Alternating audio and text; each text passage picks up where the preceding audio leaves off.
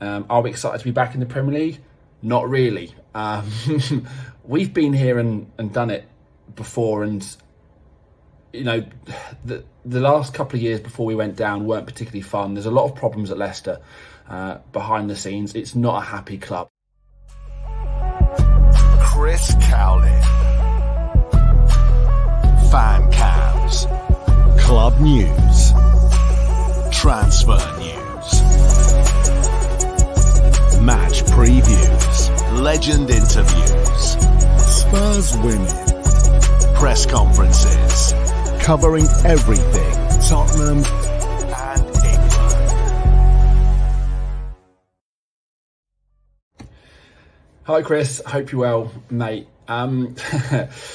Honestly, so many questions, and probably I got a sneaking suspicion not the response you're expecting, because I don't know what the outside feeling is about my club Leicester. Ordinarily, you know, I know a club being promoted back to the Premier League, there'd be a huge amount of excitement around the upcoming year, but for Leicester that just simply doesn't exist, and I'll kind of touch on some of that, and that might surprise some people. It may not. I'm not sure. Generally not sure. But first of all, on the game, it's not one we're particularly hopeful for. It's not really the start we wanted. I mean, everyone wants a home game, don't they? But perhaps a more winnable one on paper. In short, we're not ready. We're desperately short of players and recruits. I think we'll probably end up getting in some, but probably quite late in the window now. So I'm not sure who's even going to be playing up front, because we've not got any fit strikers for Monday night. Daka's injured, Vardy's injured. It may well be Tom Cannon, who's a young guy who's definitely never played any Premier League football before. So we'll see. But yeah, on the game itself, I think everything would suggest that Spurs, A, have a better team, and B, are a lot further ahead in terms of where they're at in terms of kicking this season off. So I would expect Spurs to win. Are we excited to be back in the Premier League? Not really. We've been here and done it before, and you know, the last couple of years before we went down weren't particularly fun. There's a lot of problems at Leicester behind the scenes. It's not a happy club, and we were kind of hoping that if we were going to go down, it'd be an opportunity for the whole club to reset, start again, and we'd be in a better place when we come back to the Premier League. But in reality, what's happened is we've gone down. We've had a fun year, and it was a good fun year, but we're back in the Premier League, and it feels like all the same problems that were at the club before still exist. We've got lots of players being overpaid, no money at the club to recruit and bring in any players. The hierarchy in terms of the off-field stuff, you know, your director of football and your chief executive, there's a lot of animosity directed towards them. And I've got a sneaking suspicion, and this again, I'm aware it's a big thing to say, that if Leicester go down a couple of goals early on, I think you're going to see some boos. I think you're going to see some serious discontent being shown in the stands on the first game of the season from a newly promoted team. That's how bizarre it is at the moment at Leicester. In terms of the players we have got and who you should look out for, I'm going to throw out a couple. Abdul Fatawu, he's a young Ghanaian winger. The kid's a superstar, and he was a shining light, a breath of fresh air at the club last year. He was on loan initially from Sporting Lisbon, but we made that deal permanent. I've got it's not even a sneaking suspicion. This kid, he'll go on to do big things.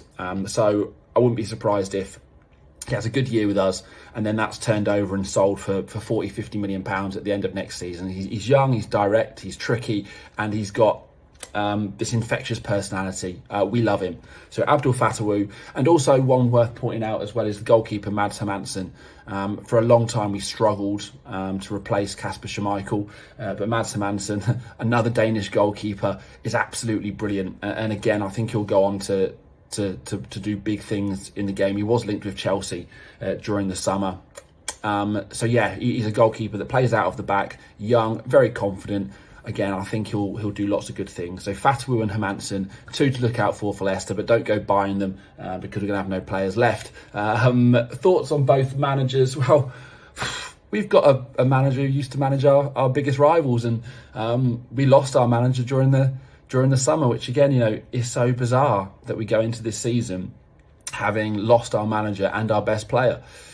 So at the moment, we're weaker than what we were when we were in the Championship, and Steve Cooper was the manager of Nottingham Forest, our biggest rivals, and he got sacked from that job.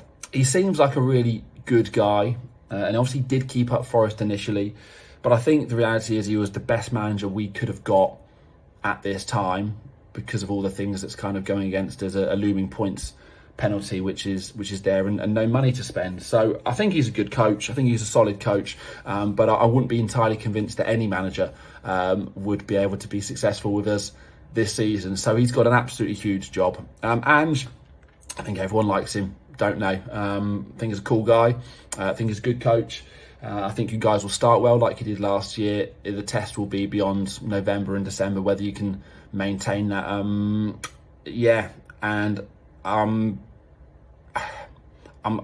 I think you're capable of top four, but so are a lot of other teams. So I know I'm not really giving you too much of a prediction, but if all things go well, you're definitely capable of top four. I think the top two will be the same again with Arsenal and Man City, but below that, I think it's anyone's. And why not? It could be Spurs. I think you've recruited well, and you're showing ambition, which under Daniel Levy, I know obviously Chris haven't spoken to you many times before, that has been a frustration, but I think you've got a good team there. I think you've got a good coach. Harry Winks, I haven't mentioned him so far, but Harry's been again brilliant for us. I think he got a lot of stick towards the back end of his time at Spurs, became a bit of a forgotten man. But literally the first game when he was in the Championship, you just instantly saw that this guy is just levels above the Championship. Let's not forget, he's played for England. He's played in the Champions League final. He's a top footballer.